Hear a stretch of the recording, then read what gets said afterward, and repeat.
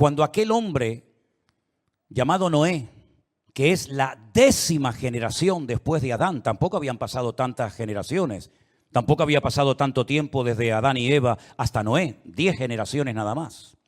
Cuando él entendió el plan, los propósitos de Dios para la humanidad, él se alineó con Dios. Yo no sé a lo que Noé se dedicaba antes. No tengo ni la más remota idea. No sé si era agricultor, si era carpintero, ganadero. Lo que sí sé es que él se alineó con los planes de Dios.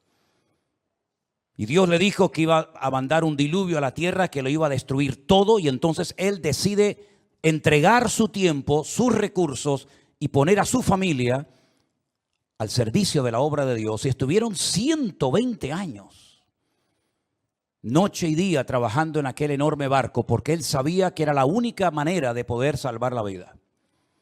Y con aquel trabajo, con aquellos esfuerzos tremendos en construir aquel barco, él estaba declarando al mundo físico y espiritual que creía en lo que Dios había dicho.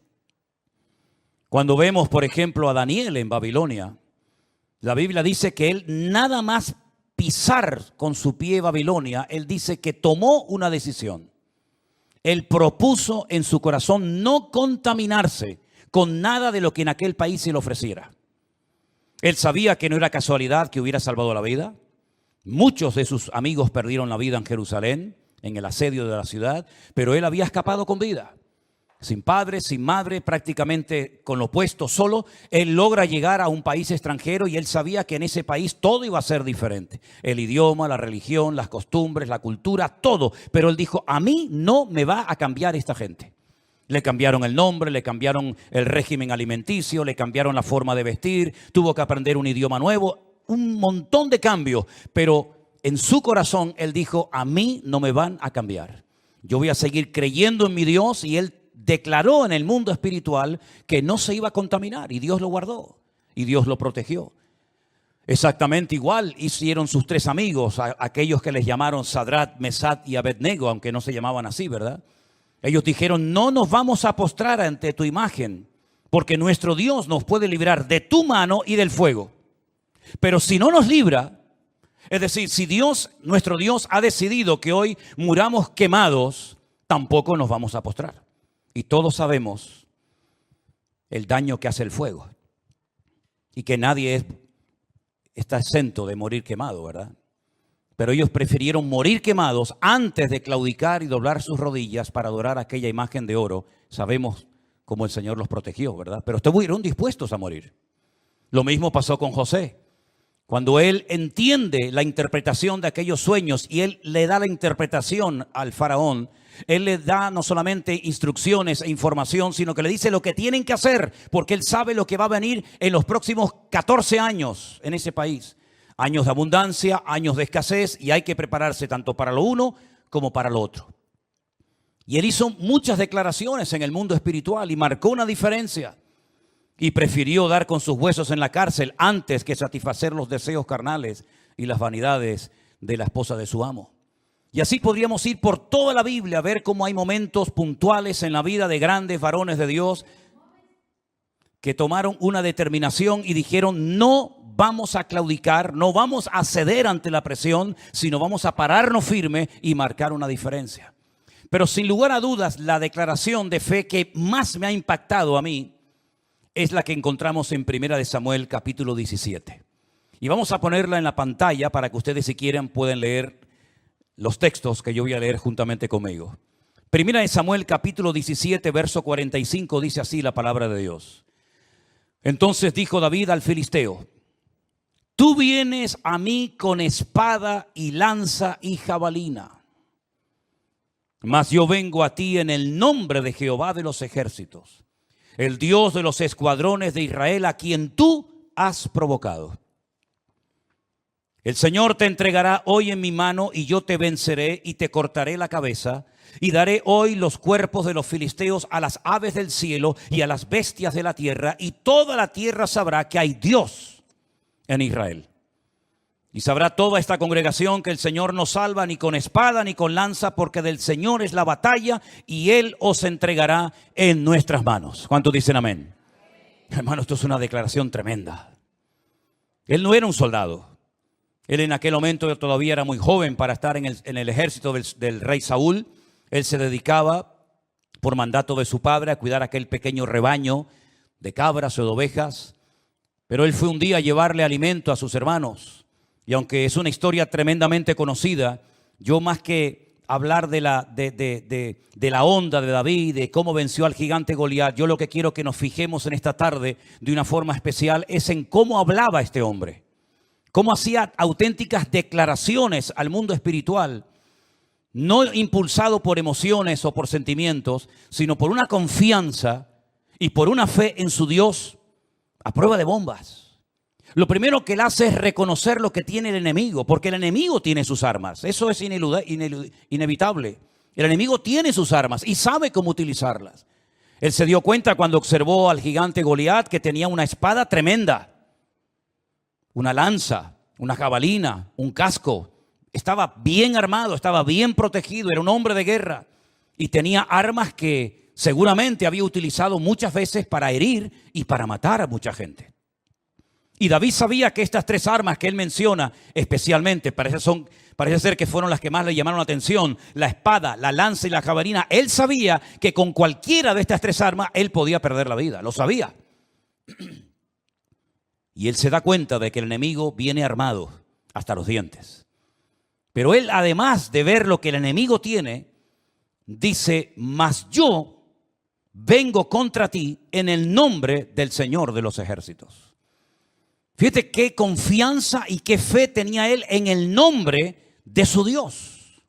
Él sabía cómo se llamaba Dios. Él sabía que el nombre de Dios, es un nombre poderoso. Y es un nombre que revela la existencia de Dios. Y es un nombre que hace una diferencia entre dioses paganos y el Dios vivo y verdadero. Y él en ese nombre de poder es en el que se levanta y se atreve a pelear contra este enorme gigante, diciéndole algo tremendo: hoy tú has provocado a los escuadrones de Israel. En otras palabras, él hace una lectura diferente a la del resto de los soldados. Para Saúl y para los soldados era una guerra más, era un combate más. No fue la primera ni la última vez que Israel se enfrentaría contra los filisteos. Los filisteos durante muchos años le estuvieron amargando la vida al pueblo de Israel. Desen cuenta que los filisteos ocupaban toda la costa mediterránea de Israel y controlaban el comercio, sabían quién entraba, quién salía. Ellos tenían desde Gaza, la franja de Gaza hoy en día, ese era el territorio de los filisteos, la franja de Gaza, Ecrón, Asdod, Gat, Askelón, Asdod, es decir, ciudades que hasta el día de hoy muchas de ellas existen, donde viven miles de personas, y ciudades hermosas donde podías observar quién venía en el horizonte, qué barco se iba, qué barco entraba, etcétera, etcétera. Ellos estaban muy bien posicionados, era un ejército tremendamente poderoso. Y muchas veces Israel sufrió por los ataques de los filisteos. Prueba de ello que Saúl, el rey de Israel, murió peleando contra los filisteos en el monte Gilboa, al norte de Israel. Pero él se dio cuenta de que no era una guerra como siempre habían habido guerras entre los filisteos, los amorreos, los enemigos típicos de la zona, sino que él entendió que aquello tenía una connotación espiritual. A quien tú estás provocando no es a nosotros como soldados. Tú estás provocando a Dios. Tú estás desafiando a nuestro Dios. Tú estás retando a nuestro Dios. ¿Tú te crees que nuestro Dios no es lo suficientemente poderoso como para librarnos de tu mano y permitirnos hoy ver una contundente victoria sobre ustedes? David, aunque era muy joven, sabía perfectamente que había un trasfondo espiritual en este enfrentamiento tremendo. Y él dice: tú a quien has provocado realmente es al Dios de Israel. Y David se sentía responsable de representar dignamente a su Dios en aquel momento. Esto es lo que tenemos que sentir todos, hermanos. Sentirnos como representantes de nuestro Dios en ese trabajo, en esa aula de universidad, en ese edificio, en esa familia. Tú tienes que sentirte como el representante de Dios en ese momento y dar la cara por Dios. Y no permitir que se mofen de Dios. Y no mantenerte en silencio ante las provocaciones, porque como nunca antes nosotros estamos siendo provocados. Nos están pinchando, nos están provocando, están presionando por aquí, presionando por allá. Si no es por los niños, es por los adultos. Y si no por los mayores, es por otro lado. Pero están pinchando y pinchando y pinchando, y la iglesia tiene que despertar. David no podía estar en silencio diciendo, pero es que no se dan cuenta ustedes de lo que está pasando. Que no es simplemente un hombre de carne y hueso muy grande, muy poderoso, con espada, con lanza y con jabalina, sino que es el mismo demonio. Es el mismo diablo el que está usando la vida de este hombre para meter miedo en nuestras vidas, para paralizarnos y para que el pueblo de Israel, en vez de ser cabeza, haga el ridículo siendo cola. Cuando el Señor en su palabra había dicho que mientras hubiera obediencia y hubiera sometimiento a la palabra de Dios, nunca seríamos pisados por nadie, siempre estaríamos arriba y nunca debajo de nadie. Y David decía, pero ¿cómo es posible que ni uno, ni siquiera el rey, sea capaz de levantarse y decir, pero ¿cómo le vamos a permitir a este hombre que provoque de esta manera durante 40 días, dice que lo hizo, al Dios de Israel? David no iba a mantenerse callado ni quieto, porque él entendía que estaba provocando a Dios. La gloria, la honra de Dios estaba en juego, y David iba a jugarse la vida porque él quería que su Dios quedara en buen lugar, aunque él perdiera la vida. Amén, hermanos. Aunque él perdiera la vida, pero de mi Dios no se va a reír nadie. Y si tengo que ir a pelear yo solo porque ustedes no se atreven a venir conmigo, no me importa, voy yo solo.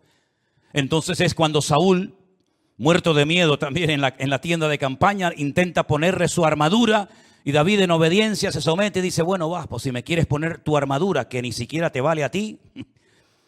Pero dice la Biblia que no podía andar. Dice, yo no estoy acostumbrado a moverme con estas armas. Estas no son mis armas. Yo no me muevo en el mundo espiritual con estas historias. Yo voy a ir contra él primero en el nombre de mi Dios. Porque yo sé que mi Dios está conmigo. Y todo Israel tiene que saber que nuestro Dios es el que tiene todo el poder y todo el control sobre esta tierra que Dios nos prometió dar ya desde nuestros antepasados. Y la Biblia dice en el versículo 46 que David hace una declaración de fe. Porque hasta ahora está diciendo en el nombre de quién va a ir a pelear y las armas que tiene el enemigo. Pero de momento no ha declarado nada. Pero ahora viene una tremenda declaración. Dice, el Señor hoy te entregará en mi mano y yo te venceré. Te cortaré la cabeza. No simplemente te voy a herir, sino que te voy a cortar la cabeza. Daré hoy los cuerpos de los filisteos. Amplía la victoria a todo el ejército enemigo. No solamente te voy a derrotar a ti, sino que a todo tu ejército, a todos los filisteos, les daré de comer esas carnes a las bestias del campo y a las bestias de la tierra. Y toda la tierra sabrá que hay Dios en Israel. ¿Se dan cuenta cómo una vez más mete a Dios en el conflicto? Porque él sabe perfectamente que ese conflicto no es un conflicto normal, sino que es un conflicto con una connotación, con una carga espiritual tremenda. Y él dice, todo el país tiene que llegar a la conclusión de que nuestro Dios es un Dios diferente al Dios de ellos. Y esta victoria va a traer un cambio espiritual a la nación. ¿Cuántos dicen amén? No solamente me va a cambiar la vida a mí, que se la cambió. No solamente nos va a cambiar la vida a los que estamos aquí y vamos a ser testigos de esta gran victoria y de esta derrota por parte del enemigo, sino que hoy esta victoria va a tener una repercusión nacional tremenda. Así como cuando Elías desafió a los sacerdotes de Baal en el monte Carmelo y les dijo, si vuestro Dios es el Dios verdadero, a honrarle, adorarle y servirle. Pero hoy Dios va a demostrar por fuego que nuestro Dios es el Dios vivo y verdadero. Fue un día de confrontación, fue un día de una guerra espiritual. Exactamente igual está ocurriendo ahora en los tiempos del rey David. Es tiempo de que el país despierte. Es tiempo de que nuestra sociedad despierte ante la realidad de que nuestro Dios está con nosotros, pero no de una forma, digamos, pasiva, sino que nuestro Dios nos va a dar una contundente victoria y hoy ustedes lo van a presenciar. Y miles de años más tarde estamos hablando de aquella gran victoria aquí en esta pequeña isla de Tenerife. Y dice en el versículo 47, y toda la congregación del Señor Cuando él dice toda la tierra, mete a creyentes y no creyentes, judíos y gentiles. Pero ahora dice, y toda esta congregación del Señor sabrá que Dios no salva ni con espada ni con lanza, porque del Señor es la batalla y Él os entregará en nuestras manos. ¿Cuántos dicen amén? Es decir, había lecciones espirituales que tenían que aprender, no escuchando un sermón, sino viendo cómo actuar frente a un enemigo terrible, como sin lugar a dudas era el gigante Goliat. La Biblia nos enseña que a raíz de esa gran batalla, Saúl comenzó a mirar con malos ojos a David. ¿Cuántas veces me habéis escuchado decir que la unción de Dios, el respaldo de Dios, trae persecución y trae celos y trae envidias? Es terrible cuando a veces hay esas cosas entre los cristianos, ¿verdad? En vez de alegrarse en las bendiciones de otros, parece como que algunos se ponen nerviosos y se ponen celosos y envidiosos e intentan quitarle importancia a lo que Dios está haciendo, o intentan desacreditar a la persona o ministerio que Dios está utilizando un poco para cubrirse sus espaldas. Y no nos damos cuenta de que muchas veces Dios nos avergüenza para despertarnos y darnos cuenta de que hemos perdido mucho tiempo en batallas absurdas y ridículas que no teníamos que haber librado ni un minuto de nuestro tiempo, y que la verdadera batalla en la que todos teníamos que haber estado involucrados la hemos aparcado y nos hemos olvidado de pelear la buena batalla y no la mala batalla. David sabía perfectamente que con el líder que tenían, con el rey que tenían, Israel no iba a poder vencer al enemigo. Qué importante es tener una buena cobertura espiritual. Qué importante es saber bajo quién estoy yo cubierto y saber que esa cobertura me trae una protección y una bendición a mi vida. ¿Saben que la Biblia dice que cuando iban a la guerra, y lo dice en 1 Samuel, la gente, los soldados que seguían a Saúl, le seguían pero temblando y muertos de miedo? Sí, le seguían pero temblando. Porque Saúl no transmitía fe. Saúl no era un hombre espiritual. Y como un hombre no espiritual, es decir, un hombre carnal, ¿cómo va a poder transmitir espiritualidad y santidad y fe y obediencia a Dios si él nunca fue así? El gran problema de Saúl es que él no fue de más a menos. El problema de Saúl es que él nunca fue espiritual. Hoy en día diríamos los cristianos, nunca nació de nuevo, ¿no? Diríamos hoy en día nosotros los creyentes. Saúl nunca fue una persona espiritual, nunca fue una persona de oración, nunca compuso una alabanza para el Señor, nunca preguntó, por ejemplo, ¿dónde está el arca de la alianza? ¿Sabéis lo importante, no? Que era el arca de la alianza en aquellos días, era aquel mueble sagrado, símbolo de la presencia de Dios para con el pueblo, que llevaba en su interior un poquito de maná, para recordar cómo Dios provee las necesidades del pueblo y cómo llevaba las tablas de la ley, de los 10 mandamientos, etcétera. Nunca preguntó, oye, ¿y el arca dónde está? ¿Dónde para? ¿Quién la cuida? ¿Quién la limpia? ¿Quién la atiende? Nunca. Y estuvo 40 años como rey, hermano. Lo tuvo todo, de ser un don nadie, de ser una persona que nadie conocía. Pasó de la noche a la mañana a ser el hombre más influyente y poderoso en Israel, pero nunca fue espiritual. Creció, digamos, en influencia frente al pueblo. Creció y tenía autoridad como persona, como rey, pero nunca tuvo autoridad espiritual. Es más, lo vemos incluso en momentos de desesperación recurrir a una bruja, a una santera, para que le responda, ya que Dios había decidido no perder el tiempo con él. Hasta el punto que le dijo al profeta Samuel, no ores más por él, te lo he dicho ya un montón de veces, no pierdas el tiempo, no ores por Saúl, es una pérdida de tiempo seguir invirtiendo tiempo en este hombre, porque no va a cambiar. Yo ya me he buscado a otro hombre conforme a mi corazón, una persona fiel, con problemas, con su carácter, lo que quiera, pero es un hombre que me ama y es un hombre que cuando le digo que haga una cosa la hace y no lo hace mal y luego le echa la culpa al pueblo para justificar sus pecados o sus errores, ¿verdad? Saúl fue, como dije en una ocasión, un juguete roto. El pueblo se precipitó. Ya la Biblia hablaba de que algún día tendrían un rey. Ya la Torá decía cómo tenía que ser, lo que tenía que hacer, cómo tenía que vivir, qué cosas tenía que evitar, pero tenía que ser de la tribu de Judá. Ya lo dijo Jacob el día que se está despidiendo de sus hijos, que el cetro, la autoridad, el mando, la realeza, la tendría siempre la tribu de Judá. Y es increíble ver que cuando ellos se empeñan en tener un rey y venga con un rey y queremos un rey porque tú ya estás viejo, porque tus hijos no han seguido tu camino, tú dando un mal ejemplo, queremos un rey que nos lleve a la guerra, queremos un rey, queremos ser como los demás, se olvidaron de que Saúl no era de la tribu de Judá, sino era de la tribu de Benjamín. Y ya simplemente por eso, por muy alto, por muy imponente, por muy carismático que pudiera ser, diríamos, ya no puede ser rey de Israel, porque los reyes tienen que ser de la tribu de Judá y no de ninguna otra tribu. Pero el pueblo estaba tan ciego y presionaron tanto al pobre viejo profeta Samuel, que al final decidieron nombrar al rey Saúl, pero nunca Saúl fue una persona, ya digo, espiritual. Y por eso llevó al país a la ruina en todos los sentidos. Lo hundió económicamente en la más absoluta miseria.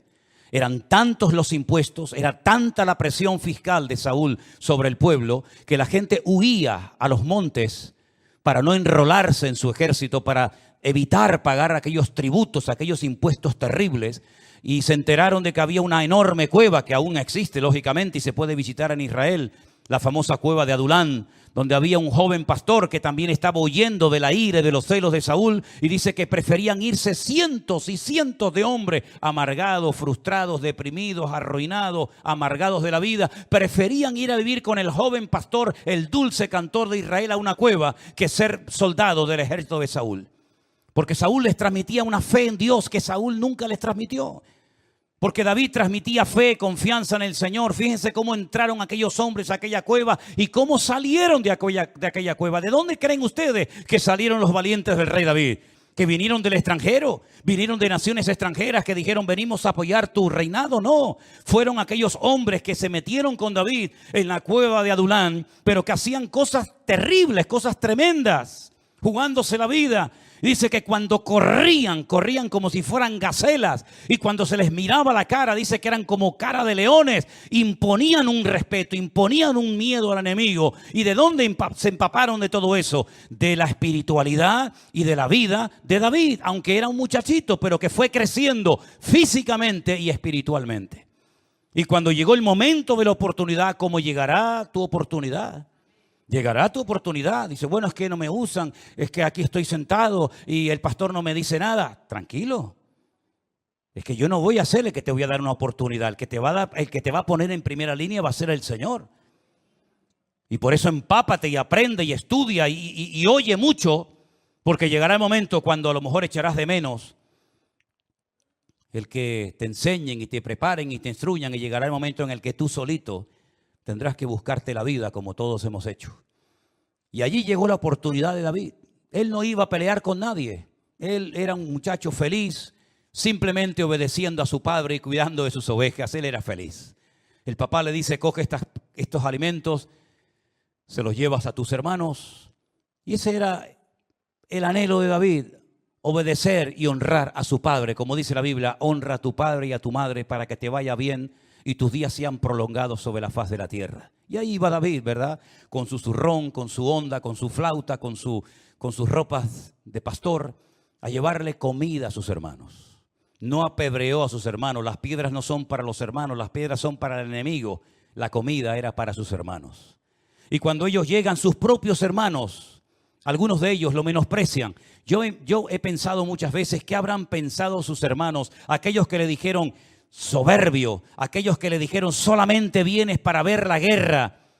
¿Qué habrán pensado cuando vieron a aquel hermano siendo el rey de Israel y el hombre más importante del país? Aquel hermano mayor que le dijo, vete a cuidar esas pocas ovejas de nuestro padre, cuando tenía que hacerle reverencia y decirle mi Señor y mi Rey, ¿verdad? Las vueltas que da la vida.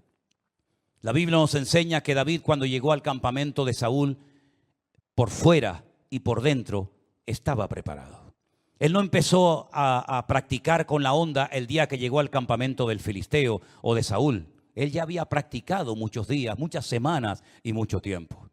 Es más, si él no lo llega a decir, ninguno de los que estaban allí, ni nosotros hoy en día, sabríamos cosas tremendas que David hizo, que muy pocas personas han hecho eso a lo largo de la historia.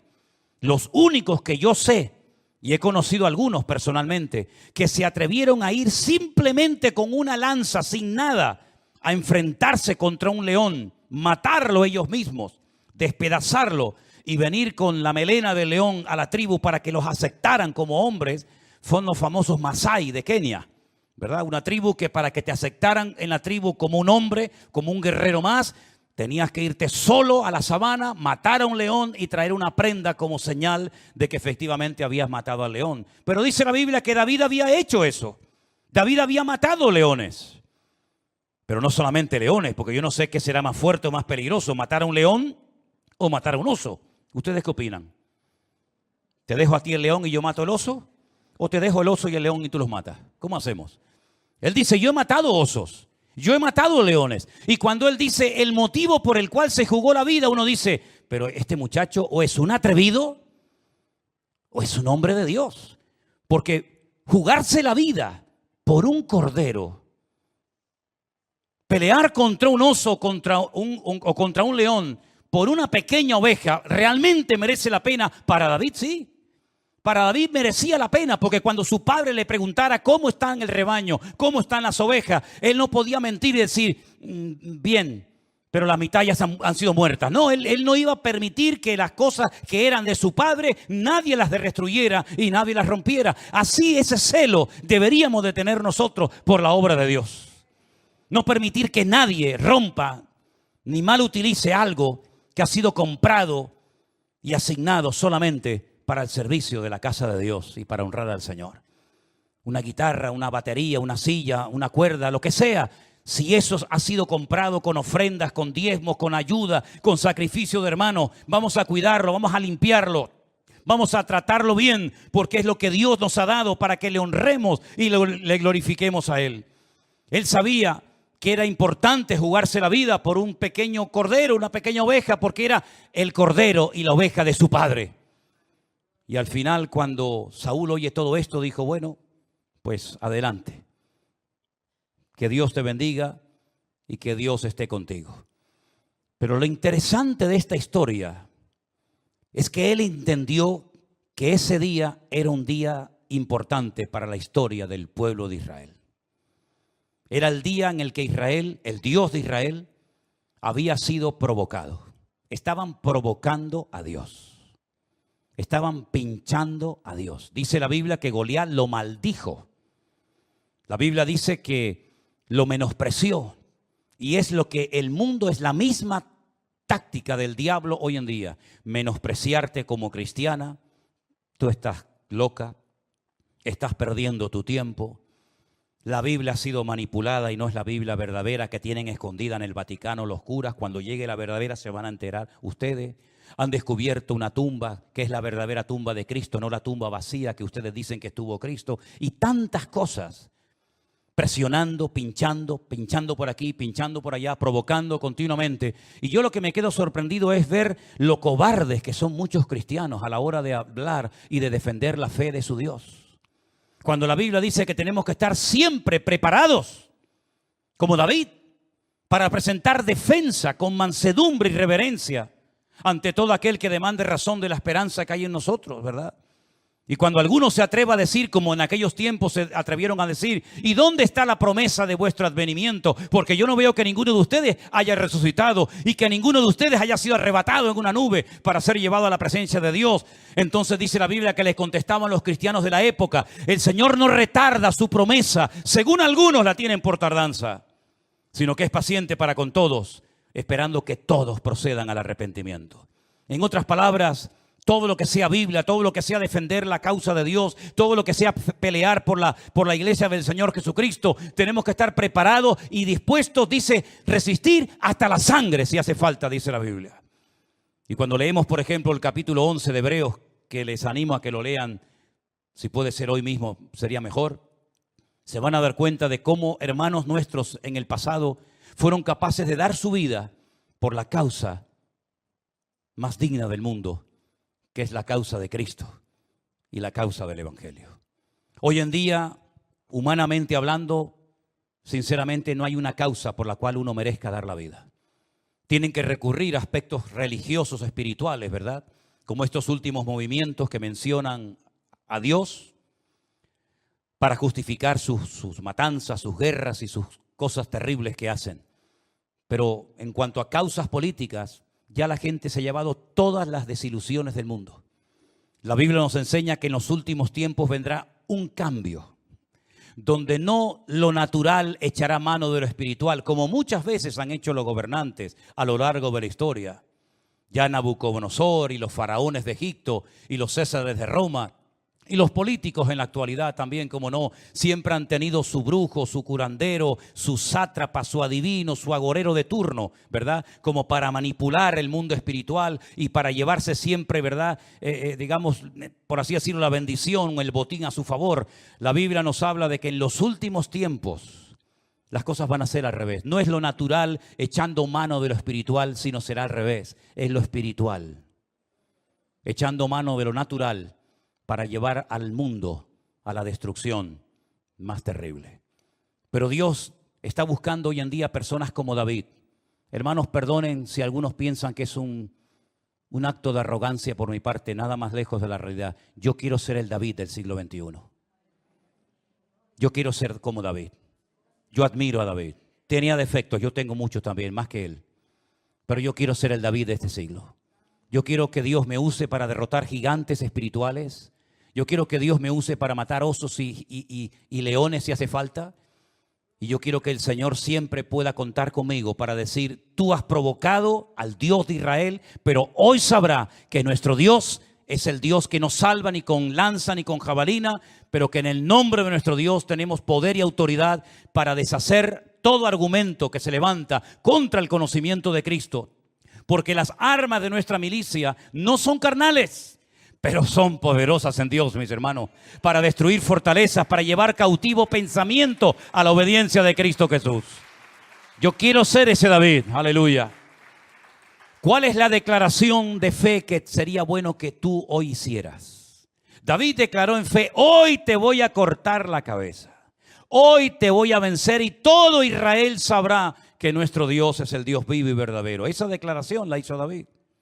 ¿Cuál es la declaración que sería bueno que tú hicieras hoy? Piensa, no es una declaración motivada por un afán de protagonismo, no es una declaración o confesión de fe basada en míreme a mí, observe, no, sino es una declaración de fe donde yo quiero proclamar que en esa circunstancia mi Dios se va a manifestar. Tal vez en tu vida la manifestación de Dios pasa por sanarte, porque a través de esa sanidad tú le declararás a la ciencia médica que tu Dios es poderoso. Tal vez en el caso de otras personas, tu declaración de fe pasa por otro aspecto, familiar, económico o de cualquier otra índole. Pero yo creo que esta tarde sería muy bueno que todos y cada uno de nosotros en nuestras circunstancias particulares, sean cuestiones matrimoniales, económicas, familiares, de salud, etcétera, hiciéramos una declaración de fe. Porque el objetivo es, con esa declaración, permitirle a nuestro Dios, darle a nuestro Dios la libertad para que Él se dé a conocer y que el mundo vea la gloria y el poder de nuestro Dios. ¿Te gustaría? ¿Te gustaría ver en ese hijo descarriado el poder de Dios? Confiésalo en el nombre de Jesús. Mi hijo está mal, mi hijo está descarriado, mi hijo se metió en la droga, mi hijo te conocía y ha dejado tus caminos, pero mi hijo estará un día sirviéndote, mi hijo estará un día honrándote, mi hijo un día estará predicando tu palabra. Lo declaramos en fe en el nombre del Señor. Tengo que tener un montón de medicamentos, tengo un montón de visitas al médico, tengo un montón de pruebas, tengo un montón de analítica, pero en el nombre del Señor yo confieso hoy que mi Dios puede, si quiere hoy mismo, sanarme para que yo mañana me pare en este púlpito y le diga a los psicólogos, a los psiquiatras, a los neurólogos o a quien sea, mi Dios ha demostrado su poder y su autoridad en mi enfermedad y yo soy un botón de muestra de ello. En otras palabras, no vivas una vida cristiana pasiva diciendo, bueno, me tocó esto. No, querido, capaz que el Señor permitió eso para sacudir tu vida y para que sepas cuál es tu lugar en el cuerpo de Cristo y que puedas decirle al mundo, como aquella muchachita, Johnny, no sé cuántos leyeron la historia de Johnny, aquella chica campeona de natación que tuvo un accidente y desde su silla de ruedas da testimonio al mundo de cómo el Señor ha restaurado y confortado su alma, y tantos personajes de la historia del pasado y del presente que han utilizado y utilizan sus circunstancias, sean cuales sean, para que Dios sea glorificado a través de ellos. Cuando estuvimos en Guatemala este año, hace unos meses, conocimos a varios pastores que están dentro del presidio cumpliendo condena, y dentro conocieron a Cristo. Y uno de ellos particularmente me decía, hermano Manuel, este es el lugar que Dios tenía para mi vida. Tengo que estar 25 años de mi vida aquí adentro y llevo 8. Y aquí me convertí y aquí me preparé para ser pastor y para estar al frente de esta congregación. Bueno, el Señor permitió todas aquellas circunstancias y ese es el lugar donde ni tú ni yo podemos estar. Pero allí hay presencia de hermanos nuestros, pastores, sirviendo al Señor porque ellos han entendido que esas son las circunstancias que el Señor permitió para que ellos estuvieran en un lugar donde es necesario 24 horas al día marcar una diferencia y ser una luz en medio de tanta tiniebla y de tanta oscuridad. Hermano, es hora de que tú descubras y sepas leer las circunstancias espirituales de tu vida para que tú puedas pararte y decir, estas son mis realidades. No es lo que a mí me gustaría y que... No, vamos a dejarnos de soñar en cosas que no son reales. Vamos a trabajar con la realidad. La realidad, ¿cuál es? Esta es mi realidad, esta es mi situación. Pues voy a utilizar esa situación, esa prueba, llámalo como quiera, como una plataforma para confesar y para demostrarle al mundo que mi Dios es mucho más poderoso y con mucho más autoridad que esa enfermedad, que ese problema o lo que sea. Hermano, yo siento en mi corazón que tenemos que hacer eso. De nada sirve que usted esté toda su vida viniendo a esta congregación y venga a oír, y venga a oír, y venga a oír, y venga a oír mensajes. Hermano, yo este año, en este mismo púlpito, yo hice en fe una declaración. Cuando nos decían no van a poder viajar, no van a poder ir como familia a Israel, las circunstancias son todas un desastre, no se pueden ir. Yo dije, Señor, ¿cómo que no vamos a poder ir? Cuando tú ya has abierto puertas, cuando tú ya has tocado corazones, cuando tú nos has puesto en gracia delante de personas, ¿verdad? Para que nos ayudaran a poder viajar por primera vez en nuestra vida como familia a ese lugar tuyo, a esa tierra tuya. Y yo dije aquí, en el nombre de Jesús, vamos a ir. Porque el Señor ha comenzado a obrar y cuando el Señor comienza a obrar, Él no añade maldición con la bendición. Y fuimos, hermanos, y nos gozamos. Y estuvimos allí como familia alabando y glorificando al Señor y gozándonos en un viaje inolvidable. Yo creo que ha sido la experiencia más hermosa que he tenido en toda mi vida, poder viajar allí con mis hijas, con Adriel, con Elena. Hermano, no vamos a estar soñando. Vamos a abrir la puerta al mundo espiritual para que en el nombre de Jesús las circunstancias comiencen a cambiar. Termino diciendo esto. David llegó allí, tenía un Dios poderoso, había matado osos, había matado leones, sabía perfectamente que aquello era una batalla más bien con una connotación espiritual que otra cosa. Sabía lo que tenía que hacer, pero de nada hubiera servido todo ese bagaje si hubiera dicho, bueno, yo vine aquí a darle de comer a mis hermanos, ahí está la comida, que Dios les bendiga, hasta luego me voy. No, yo llegué en el día exacto, al lugar correcto, para que hoy yo sea el representante de Dios en este campamento donde todo el mundo está muerto de miedo, porque yo sé que mi Dios me va a ayudar para vencer a este gigante. Y mi victoria va a contagiar a todo el resto del país. Bueno, tal vez lo que tu familia necesita es que tú les contagies con bendición. Tal vez lo que tu familia, lo que tu gente necesita es ver en ti, no con palabras, sino con hechos y con realidades, ese cambio de actitud, porque la actitud es lo que marca la diferencia. Cerramos nuestros ojos en esta tarde, mis queridos hermanos, y quiero que estemos orando unos momentos y pensando, porque lo vamos a hacer en esta tarde. Vamos a confesar así como David confesó, que vencería y derrotaría al gigante Goliat. Quiero que pienses en este momento, en qué circunstancia en qué situación yo me encuentro en este momento, que si se la entrego y la pongo en las manos de mi Dios, esa circunstancia podría traer mucha bendición a mi familia. Esa circunstancia podría cambiar muchas cosas. Piensa, hermano, piensa por un momento todo lo que te estoy diciendo, porque vamos a pasar ahora a la parte práctica del mensaje. Hemos escuchado la palabra. Hemos escuchado la palabra en esta tarde y vamos a poner en práctica lo que hemos oído. Aleluya.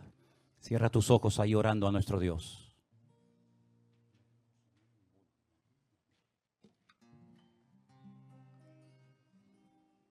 Gracias, Jesús. Ahí donde estás, cierra tus ojos un momentito, hermano. Gracias, Señor Jesús. Yo quiero que en esta tarde, así como David tomó aquella decisión de declarar, de confesar, hoy te derrotaré. No con espada, ni con ejército, ni con jabalina, sino en el nombre de mi Dios. Yo quiero que tú hagas esa declaración para que la gloria de Dios se manifieste en tu vida. Aleluya. Gracias, Señor Jesús. Si alguien en esta tarde entre nosotros reconoce que tiene que hacer una declaración en fe para que la gloria de Dios se manifieste en tu familia, en tu economía, en tu salud, pues póngase de pie. Y mientras cantamos esta alabanza a nuestro Dios, al final vamos a orar juntos y a confesar que veremos la gloria de Dios. Aleluya. Tú vienes contra mí con espada y jabalina, yo voy contra ti en el nombre de mi Dios. No te tengo miedo, aunque hoy te venceré y todos lo verán. Tú vienes contra mí con espada y jabalina, yo voy contra ti en el nombre de mi Dios. No te tengo miedo, por muy grande que tú seas, hoy te venceré y todos lo verán. Al enemigo yo vencí en el nombre de mi Dios.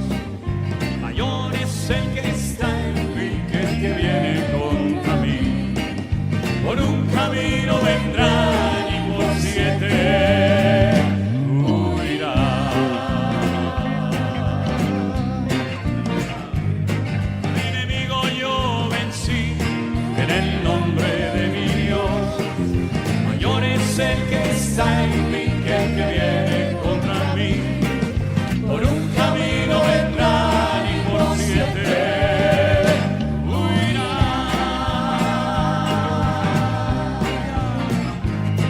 Aunque nadie se atrevía a pelear contra el gigante, era día de victoria y de gloria para Dios. Con mi onda y una piedra al gigante yo vencí, porque había provocado al Dios de Israel. ¡Oh! Al enemigo yo vencí en el nombre de mi Dios. Mayor es el que está en mí que el que viene contra mí. Por un camino vendrá y por 7 huirá.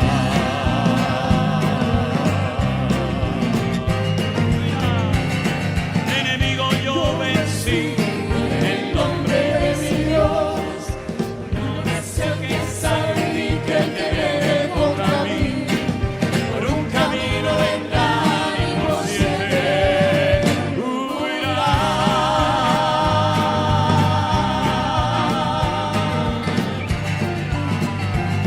Por muy grande que parezca tu problema y tu dolor, yo he venido a darte vida, paz y gozo y salvación. Yo tengo la victoria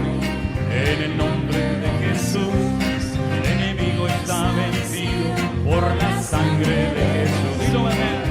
Más grande parezca tu problema y tu dolor, yo he venido a darte vida, paz y gozo en sanidad. Conmigo, yo tengo la victoria en el nombre de Jesús. El enemigo sabe de la sangre. Al enemigo yo vencí en el nombre de mi Dios. Mayor es el que está en mí que te viene contra mí. Por un camino vendrán y por 7 huirán.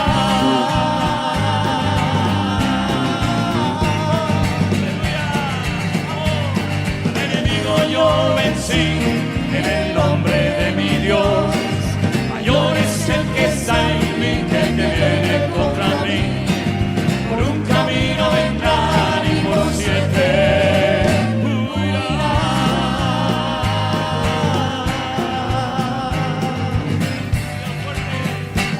Huirán.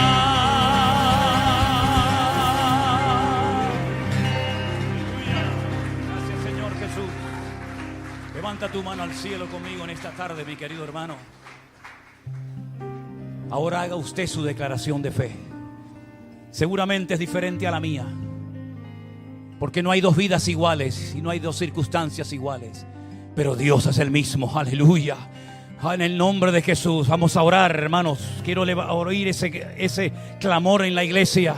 Comience a confesar: Señor, Señor, mira lo que los hombres me han dicho, Señor. Mira lo que los médicos me han dicho, Padre.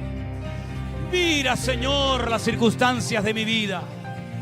Pero, Señor, en el nombre, sobre todo nombre de Jesús de Nazaret, el nombre que resucita muertos, el nombre que levanta a los caídos, el nombre, sobre todo nombre, ante el cual el diablo huye, en ese nombre me levanto ahora.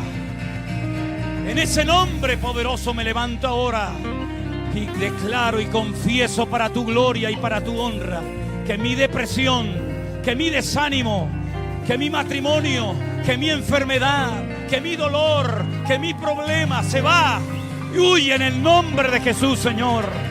Ahora declaro y confieso que mayor es el que está en mí que el que viene contra mí. Ahora confieso mi victoria. Ahora confieso mi poder en Cristo. Ahora confieso que soy libre, sano en el nombre de Jesús. Aleluya. Confiéselo en fe, mi hermana. Confiéselo en fe, mi hermano. Ahora es el día de victoria. Hoy se cae Goliat. Hoy se cae tu gigante. Hoy se derrota al enemigo. Hoy se levanta la victoria en tu vida. Oh, en el nombre poderoso de Jesús, el nombre ante la que la rodilla se dobla, la lengua confiesa que Él es el Señor. En tu nombre, Señor, venzo al enemigo. En tu nombre, diga conmigo: gracias, Señor. Gracias, Señor. Soy libre, soy sano, porque Cristo, aleluya, porque Cristo lo ha hecho. A ti la gloria, a ti la honra, como hija de Dios, como hija del Dios Altísimo, Señor. Me apropio de todo lo que tú has ganado para mí en la cruz. Como hijo de Dios, yo me apropio de esa fortaleza que mi cuerpo necesita. Como hijo de Dios, yo quiero ser tu digno representante, Señor. Que cuando me vean a mí, te vean a ti, Señor. Derrotamos a esos leones, a esos osos, a esos gigantes. En el nombre de Jesús, en el nombre de Jesús, por la sangre de Cristo. En el mundo espiritual se rompe ahora toda fortaleza, todo ataque contra las familias, todo ataque contra los matrimonios. Se quiebran en el nombre de Jesús. Nos atacan por un camino, pero por 7 huirán en el nombre de Jesús de Nazaret. Y a su nombre, y a su nombre. Al enemigo yo vencí en el nombre de mi Dios. es el que está en mí, que el que viene contra mí. por un camino vendrá y por 7 huirá. Ven conmigo fuerte ahora. Al enemigo yo vencí en el nombre de mi Dios. Mayor es el que está en mí que el que viene contra mí. Por un camino vendrá y por 7 huirá. Aleluya, al enemigo yo vencí en el nombre de mi Dios. Mayor es el que está en mí que el que viene contra mí. Por un camino vendrá y por 7 conmigo huirá.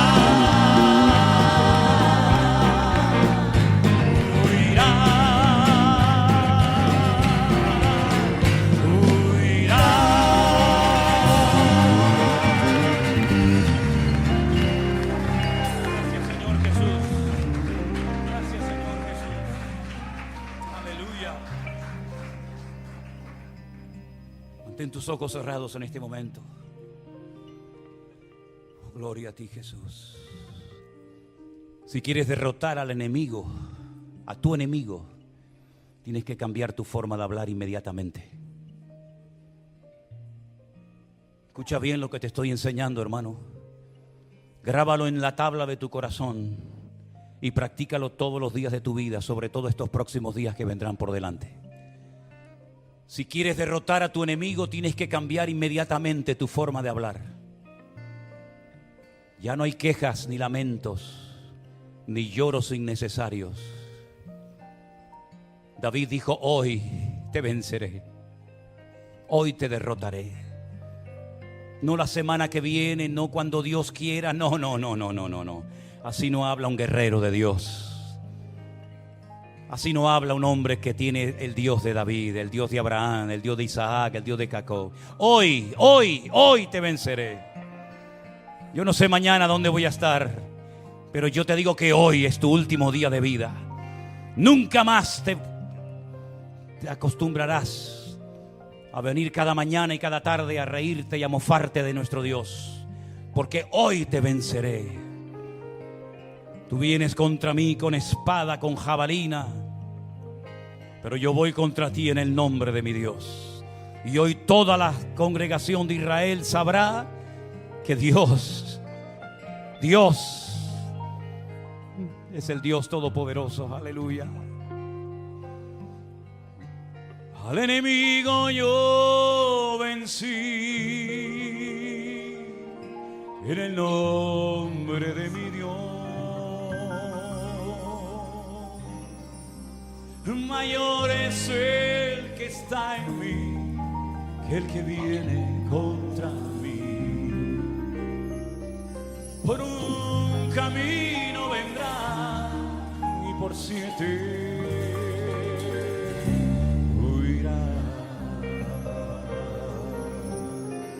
conmigo. Al enemigo yo vencí en el nombre de mi Dios. Mayor es el que está en mí que el que viene contra mí. Por un camino vendrá y por 7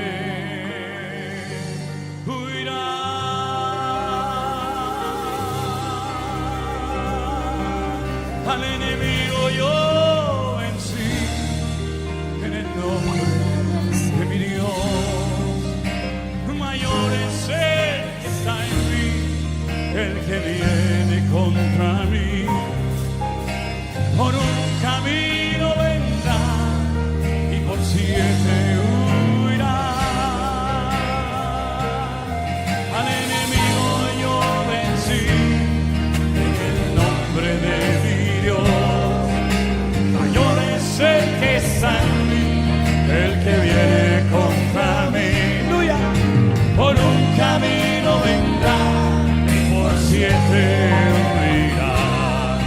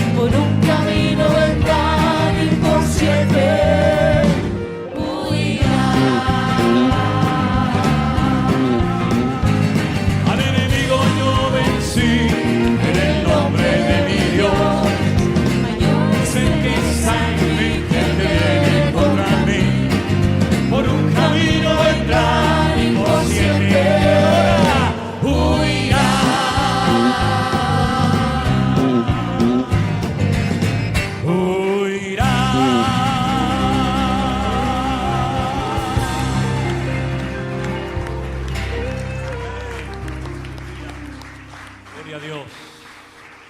Gloria a Dios. No fue el único gigante que venció David. No vayan a pensar ustedes que ya derrotó a David y ya se acabó. No, no, no. Tiempo más tarde tuvo que seguir peleando. Y otros gigantes se levantaron, pero a todos los venció en el nombre del Señor. Solamente hubo un día